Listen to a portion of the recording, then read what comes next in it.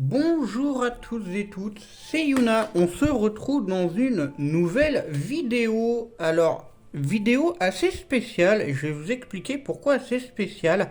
Je vais donc vous présenter une extension Rebel Clash Sword and Shield. Alors, c'est une extension en anglais et je vais vous expliquer pourquoi. L'histoire, c'est que mon frère a récupéré ça avec ma grand-mère de Paris dans une boîte aux lettres d'un de leurs clients. Parce qu'en fait, ce client-là avait commandé ce genre de pack à la base, peut-être pour lui, pour son fils ou sa famille, bref. Et en fait, elle l'a récupéré parce que lui avait oublié ce cadeau dans la boîte aux lettres. Et comme il y avait plusieurs loyers d'impayés, elle l'a récupéré, mon frère l'a gardé. Et ça fait un moment que je le vois traîner dans les collections. Et donc du coup, je voulais voir ça avec vous. Donc je connais que deux cartes. Donc c'est celle qu'on voit au-dessus. Donc vous les voyez peut-être pas bien. Je vois qu'il y a Zacian et Dracofeu. Mais je voulais découvrir ça avec vous. Donc je me suis dit pourquoi pas lancer ce petit concept de temps en temps. Une découverte d'extension, hein. Donc même si elle est en anglais, je me dis ça reste du Pokémon, ça peut être sympa. Donc on va commencer ça, hop. Bon, un peu abîmé la boîte, c'est pas super grave. Mais on va commencer par ce côté-là, tiens. Je vais pas faire de mélange. Je pense qu'on va découvrir ça ensemble comme ça. J'ai mis un peu de musique en fond. Vous me direz si c'est fort ou pas en commentaire. On commence alors du coup. Professeur. Les recherches du professeur. Alors j'ai l'impression que c'est la prof. Ouais, c'est la prof de Galar, ça. C'est la prof de Galar. Je sais plus comment elle s'appelle parce que épée bouclier remonte à 2019. Comment elle s'appelle? Magnolia. Ah, pourtant je devrais le savoir. C'est le nom de la ville dans Fairy Tail. Alors, la Quick Ball. Donc la Rapid Ball, ça on connaît. Ça je sais pas du tout. Il y a des trucs que je connais pas. L'Aurora Energy. Je pense que c'est une carte qui permet d'aller chercher une carte énergie directement dans le deck. Le Angoliath. Plutôt sympa. Faudrait que je lise, je pense, sur les sites, les traductions des talents, parce que je suis vraiment pas super doué en anglais. Le Bronzong, du coup, l'Archiodong. Le Drapion, du coup, Drascore. Sympa. Le Sort Silence, Ateren. Bien évidemment, Pokémon mythique de la 8ème génération, qui est toujours assez joué en 9G d'ailleurs. J'ai un set plutôt sympa avec lui que j'ai appris d'un camarade de la Legacy. Le set clonage avec la graine herbe gorithmique, tout ça enfin le duo gorithmique sort silence, c'est plutôt sympa. Terra O, donc clonage, Vampi Baiser, force ajoutée et on peut le jouer éventuellement Frotte Frimousse ou alors je sais plus une autre attaque mais normalement c'est comme ça qu'on le joue. Je sais plus la quatrième mais j'avais un set sympa avec lui ce qui fonctionne plutôt assez bien. Ah bah bien sûr la plénitude, voilà c'est ça, la plénitude.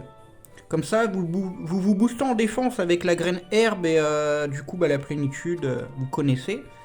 Donc attaque SP, défense P. Du coup, on va continuer parce que là, on n'est pas là pour parler de stratégie. Aujourd'hui, on a du coup le Seismitoad, donc le Crapustule, Pokémon mythique de la 5ème génération, évolution de Batracné. Et du coup, la dernière de Triton, Pokémon type eau et sol. Pouvant posséder le talent glissade, donc plutôt sympa en 8ème génération, il est assez joué je trouve dans les Reigns. Le Darumacho de Galar, très intéressant comme Pokémon également.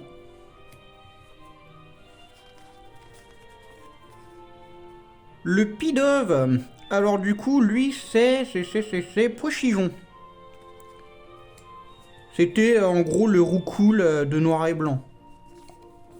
Bah justement, sa dernière évolution, Unfaisant, donc Infaisant ou Unfaisant, ça dépend comment vous le prononcez.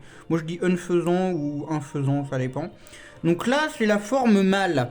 Parce que du coup, il y a la forme mâle et la forme femelle. Donc c'est l'évolution de Colombo, donc Pokémon de la 5e génération également.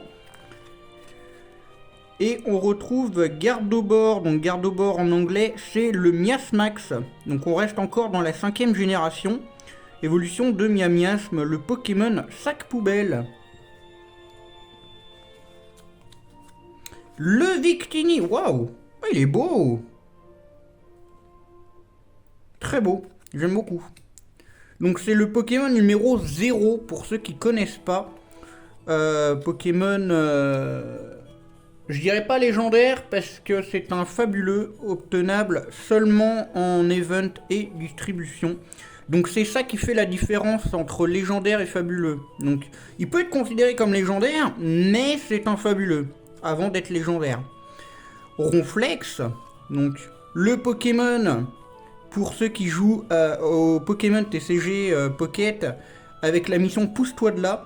Évidemment, il est partout sur nos chemins et tant que vous n'avez pas la Pokéflûte, il va vous embêter. Alors, le Yamask de Galar, donc ça c'est le tout à fait. Voilà, ça me revient, le tout à fait de Galar, donc du coup, type Spectre et Roche. Il avait une certaine méthode d'évolution, fallait qu'il perde un certain nombre de PV, que vous alliez sous un pont de roche dans les terres sauvages, dans épée et bouclier, après avoir perdu ce fameux nombre de PV, vous retournez à l'endroit précis à partir d'un certain niveau et il évolue en passant sous ce pont de pierre. Waouh, le Copperajah V.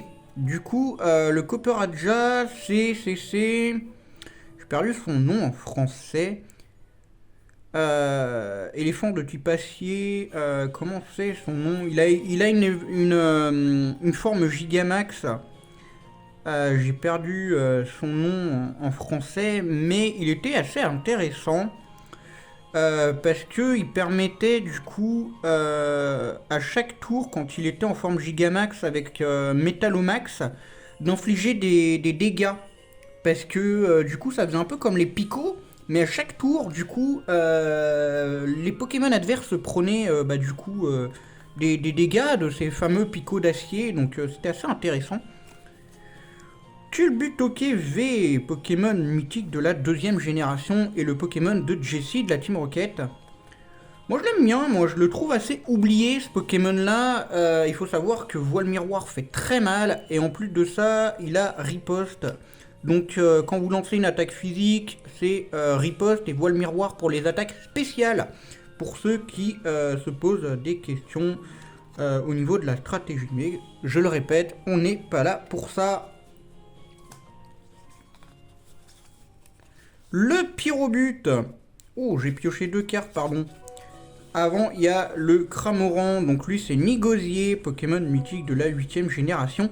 Qui, avec son talent, quand il utilise Surf ou Plongée, surtout Plongée, pouvait aller chercher soit des poissons. Et du coup, il vous le balance sur votre Pokémon et ça fait des dégâts supplémentaires. Et des fois, il peut se retrouver avec un Pikachu dans le bec. Donc c'est assez rigolo. J'ai jamais compris pourquoi il avait un Pikachu dans le bec à chaque fois qu'il faisait plonger. Qu'est-ce qu'il fout dans la flotte, le Pikachu? Allez comprendre.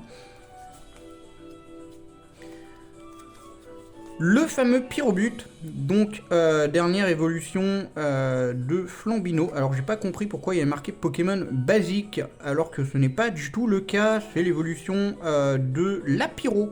Donc le dernier stade d'évolution de Flambino.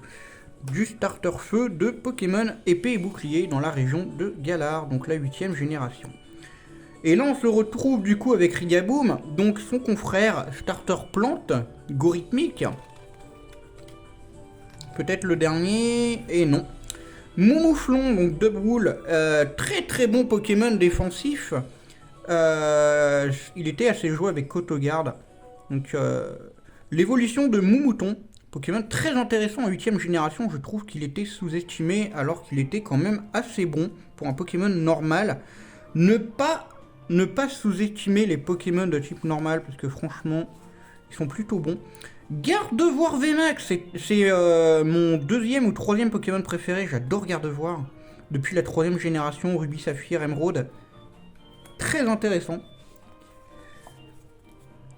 Le Sandaconda V, donc c'est l'évolution de Junaconda, et lui c'est... Ah, j'ai perdu son nom. Non, lui c'est Junaconda et l'autre c'est Junaja avant, c'est ça. Donc Pokémon de la 8ème génération. Waouh! Il est magnifique! Milotic, donc Milobellus. Pokémon totem de la 3ème génération. Alors là, je dis pas mythique, je dis carrément totem. Donc, waouh! Incroyable. Il est magnifique. Le Santiscorge, donc ça c'est le Scolosandre.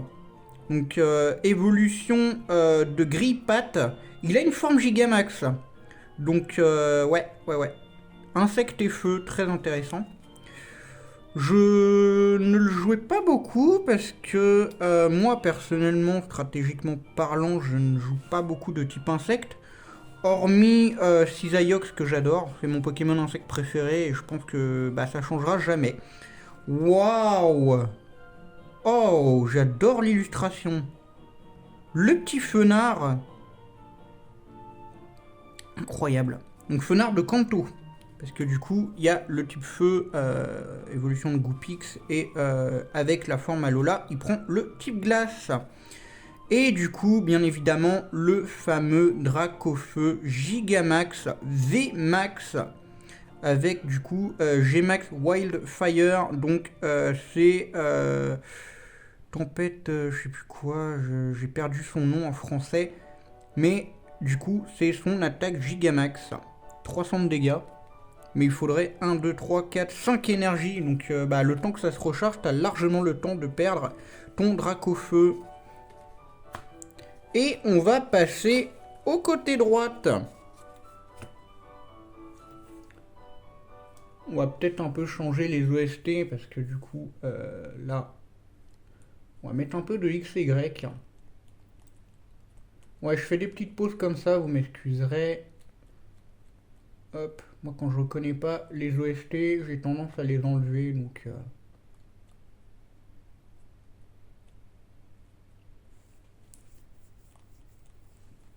Alors, Pokémon...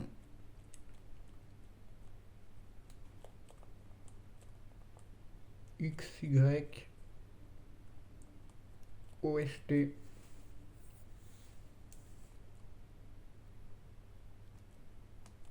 Voilà. La musique de Moseim. Ma génération préférée. Alors, waouh. Le petit low class. Waouh. J'aime beaucoup l'illustration. Je sais pas ce que vous en pensez. N'hésitez pas à me dire en commentaire du coup la carte que vous aviez préférée durant cette découverte. Il a une forme Gigamax également, le low class dans épée bouclier, très intéressante d'ailleurs. Marnie, donc ça c'est Rosemary, donc ça c'est la nana qui a tout un fan club avec la team Yale dans épée bouclier, c'est assez rigolo. Donc c'est la sœur du champion Ténèbres qui lui ne joue pas Dynamax, du coup il aime pas du tout la mécanique dans son arène. Une énergie psy de l'horreur, Aurore énergie psy, waouh, c'est assez original, j'aime beaucoup. Alors les mines de Galar, qui faisaient très fortement penser aux grottes dans X et Y, avec du coup les diamants ou les pierres précieuses qui sont plantées dans les murs. C'était très intéressant, ça me rappelait X et Y, et j'avais espéré... Du coup, avec l'histoire des guerres entre la France et l'Angleterre, j'avais pensé potentiellement à un DLC de retour à Kalos. Et tout pareil hein, pour Écarlate et Violet, du coup, vu que bah, c'est assez limitrophe, euh, Paldea et Kalos. Donc du coup, j'ai pensé du coup qu'on pourrait voir le sud de Kalos, mais pas du tout. Le Fine Band, donc le bandeau choix, non, je sais pas, non. Choice Band, ça s'appelle, bandeau choix, pardon. Donc ça, c'est un bandeau de je ne sais pas quoi, bandeau chance peut-être, ou... je sais pas. Le Xatu, donc c'est le Pokémon qui prévoit les tempêtes, les météos et tout. Donc c'est l'évolution de Natu, ou Natu, ça dépend comment que vous prononcez. Pokémon de la deuxième génération, donc très intéressant. Il est plutôt bon en random battle en ce moment pour ceux qui jouent à Pokémon Showdown. Le Corvaius, du coup le Hermure de la 8ème génération, très très très apprécié des fans. C'est un des Pokémon de type vol qui sort souvent d'ailleurs et qui est encore joué actuellement dans Écarlate et Violet en 9ème génération. Donc Pokémon de la 8ème génération. Très intéressant. Le Ectoplasma, donc lui le Pokémon inoubliable, indémodable même je dirais jusqu'à dire cela. Pokémon mythique de la première génération. Le Grident, alors du coup son nom en anglais ressemble très fortement à la marque Frident du coup pour le dentifrice. Donc c'est un Rongrigou et non pas Rongourmand. Rongourmand c'est le petit.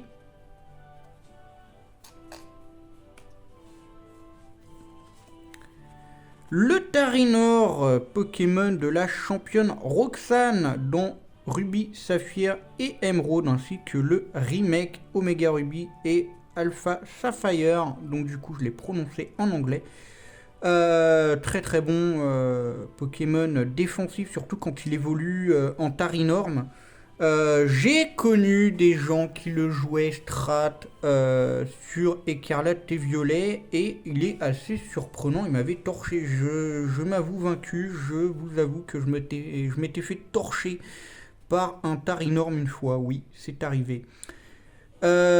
Carcol, donc ça c'est l'évolution de Charby et ça c'est Vagomine, donc Pokémon Feu et Roche de la 8ème génération, qu'on pouvait du coup retrouver justement dans la mine de Galar, après avoir fait tout ce que vous avez à faire. Donc ça c'était avant la première arène si je me rappelle bien.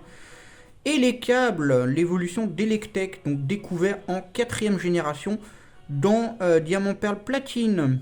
Pokémon totem d'ailleurs, je dirais, de notre ami Tanguy, le champion de Rivamar.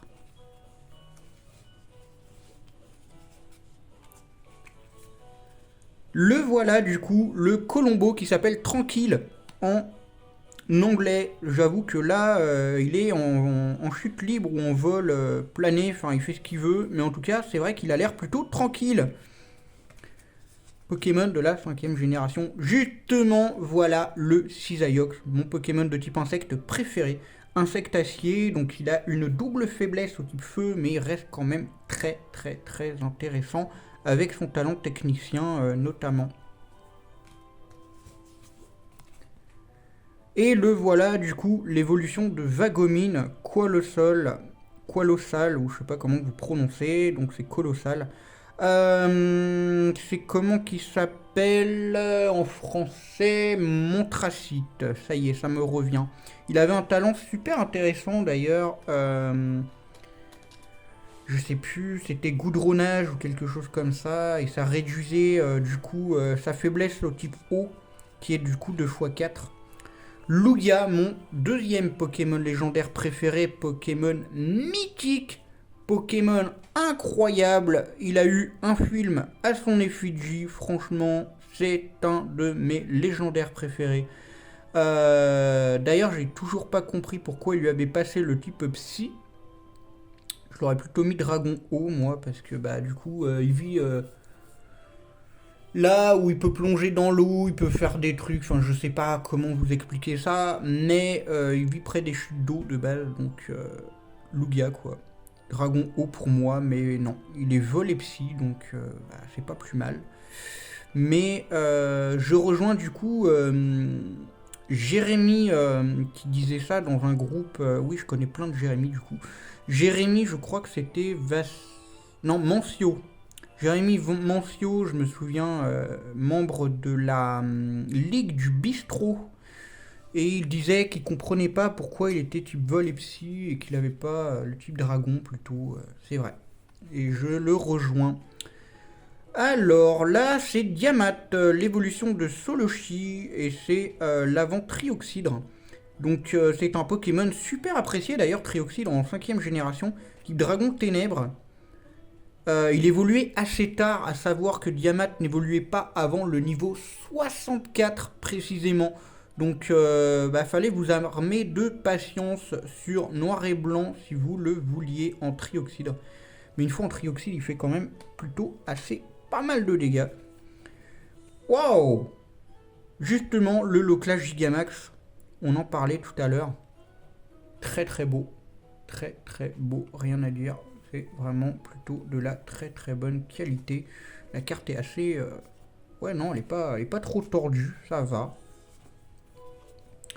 Langoliad Gigamax. Voilà. Là on commence à avoir les cartes rares.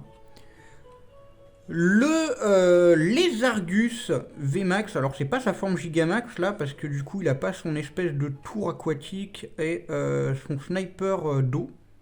D'ailleurs sniper c'est son talent caché. Donc ça c'est le confrère de Gorithmic et Pyrobut, c'est la dernière évolution du starter eau. Voilà. Le Milobellus V, waouh. Il est encore beaucoup plus beau que celui de tout à l'heure. Il est juste insane. Il est incroyable. J'espère qu'un jour il aura une méga évolution, peut-être dans Legend ZA, et il devrait lui attribuer le type fée. Le blanc coton, waouh.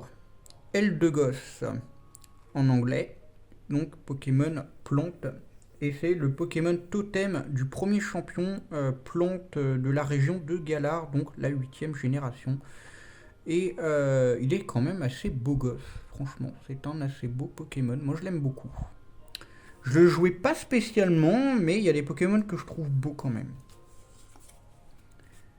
Le Krakos, l'évolution de Poulpaf. Donc c'est pareil, c'est une pieuvre de type combat en 8ème génération. Voilà. Donc c'est un des Pokémon fétiches de la championne de type combat. D'ailleurs, j'ai perdu son nom. À Galar, j'ai perdu son nom. Je ne me rappelle plus. D'ailleurs, en parlant de Galar, c'était soit championne combat, soit championne ou champion spectre. J'ai jamais su si Alistair était un mec ou une nana. Donc ça dépendait de votre choix de version. Dans épée, vous avez la championne combat, et dans bouclier, vous avez la championne spectre. Tout comme dans épée, vous avez la mère du champion roche en 6ème arène. Vous avez la championne glace à épée et la championne roche dans bouclier, ou inversement, je crois plutôt que c'est épée roche et bouclier glace. Ça doit être ça. Alors ça c'est l'Hexadron. C'est un Pokémon où ils sont plusieurs en fait. Hein. Ils sont 1, 2, 3, 4, 5, 6. Donc c'est des espèces de mini soldats. Ça fait penser à un jeu, j'ai perdu le nom. Mais plutôt sympa, et on arrive du coup sur les deux dernières cartes que j'ai à vous présenter. Là du coup c'est le même en V. Et la dernière carte du coup, totem légendaire de la 8ème génération, le Zacian. Voilà, écoutez, j'espère du coup que la petite découverte vous aura plu. N'hésitez pas à me dire en commentaire la carte que vous aviez préférée. Et on se retrouve prochainement pour une prochaine vidéo. Bye tout le monde.